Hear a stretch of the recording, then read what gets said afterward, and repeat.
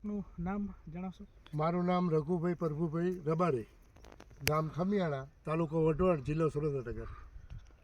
રઘુભાઈ, આપણે જે દાડમ છે એ તમે વાવેતર કયા વર્ષે શરૂ કર્યું અહીં? વાવેતર 18માં કર્યું હતું. 2018માં? હા, 2018માં. અને કેટલા વિસ્તારમાં આપણે દાડમનું વાવેતર કરેલું છે? 26 એકરમાં છે. 26 એકર. હા. બરોબર.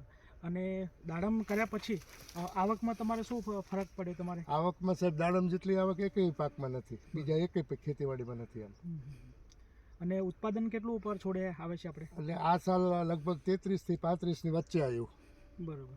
33 થી 35 કિલો પર પ્લાન્ટ. પર પ્લાન્ટ 33 થી 35 હા. કિલો. ગઈ સાલ 22 થી 25 કિલો આવ્યું હતું. બરોબર.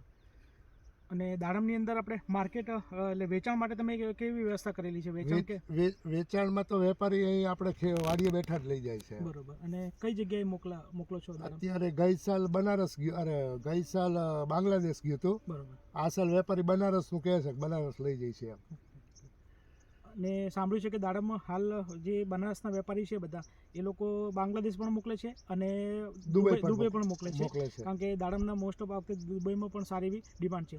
અને ખેડૂત મિત્રો, આપણે જે દાડમની ક્વોલિટી છે એકદમ નંબર 1 છે, શાઇનિંગ સાથે સારી સાઇઝ પણ બેઠેલી છે અને એને જે ફળની ગુણવત્તા અને જે દાણાની ક્વોલિટી છે એકદમ સારામાં સારી છે. અને બીજું તમને જણાવો કે આમાં તમારે શું મહેનતનું કયા સ્ટેજે શું કરો છો તમે?